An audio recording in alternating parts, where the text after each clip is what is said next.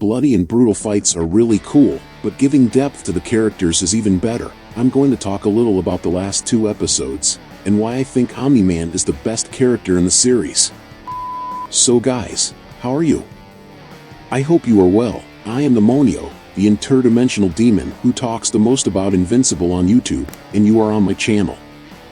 Episodes 3 and 4 of the second season of Invincible are among the best episodes of the series, but I believe that they are only the best, because the series knows when to slow down and take time to humanize the characters, through specific situations that go being placed in a very organic way, and we have many important characters being highlighted.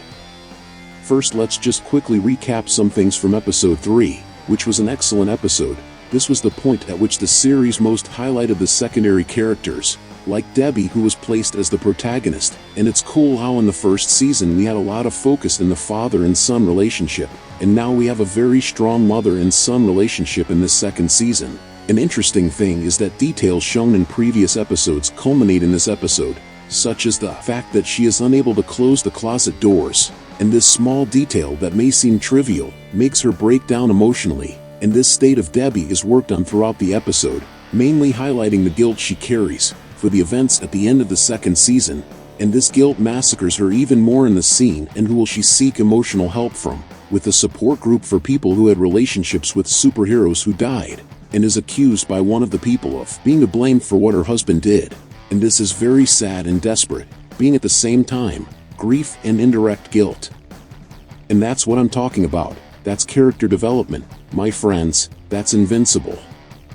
Episode 3 also does a very good job of highlighting Alan the alien, a cool character who appeared in the first season, and who was a little forgotten, but who had a considerable portion of the episode dedicated to him, and the play on his own logo by Alan, as if the series were his. It was very good. After all, he is the protagonist at that moment, and the best part wasn't even the initial screen, but rather the final screen, when the credits appear. Seriously guys, that part got me. I really thought the episode ended there, and then it continues. The jokes with the narrator not knowing what to do in awkward situations were great. The series humor is very good in this second season. This part of Alan was interesting in terms of expanding the universe, as we learn that there are forces organizing to defeat the Viltrumites, in the style of the Rebel Alliance from Star Wars.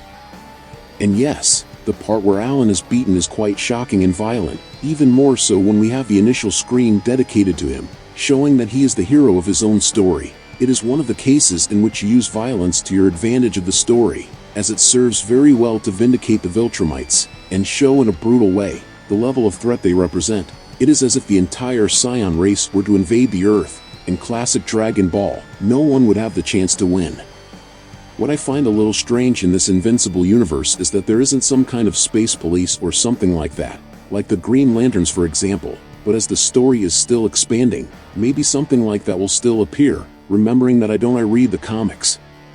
Episode 3 ends with a big surprise, which is the appearance of Omniman, when Mark goes to that other planet with the intention of helping the alien that is looking for him.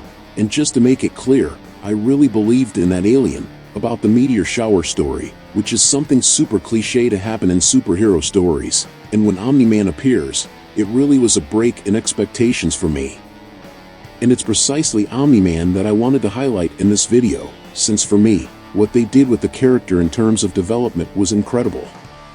People were hyping this episode a lot because of the fights, and in fact, they are really cool fights, especially because of the brutality. It's as if we were watching several Mortal Kombat brutalities, and that's always a lot of fun to see.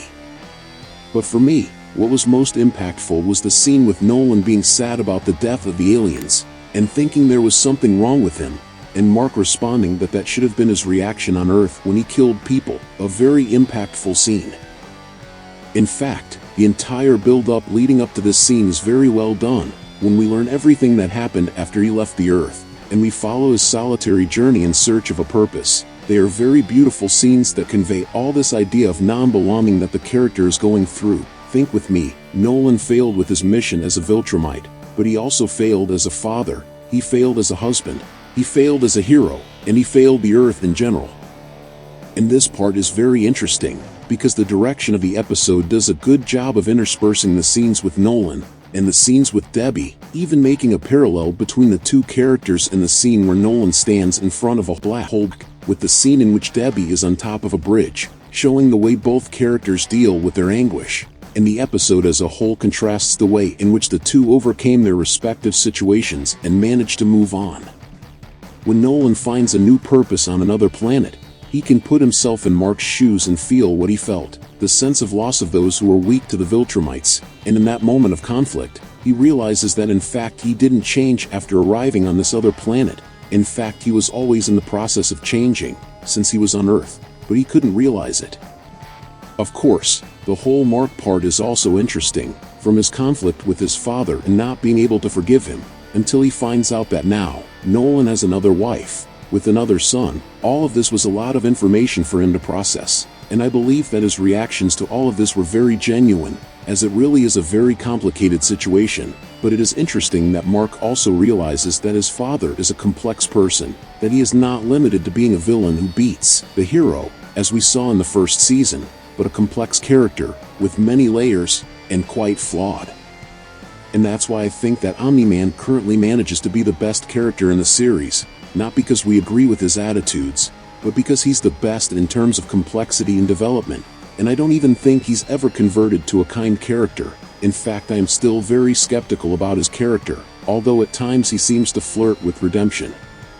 At the end of the episode 1 was really sad to know that Nolan would be executed by the Viltrumites, as it would really be a shame to lose such an interesting character, but from what was shown, it suggested that he would be executed as soon as he arrived on the planet, and the Mark is currently in no condition to try anything, given the state he was in after the fight, as he would need at least a few days to recover.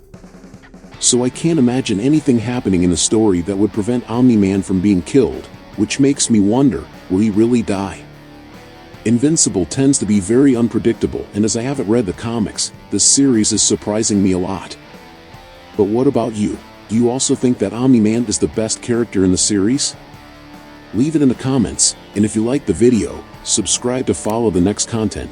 Until next time, my people, demonic hugs.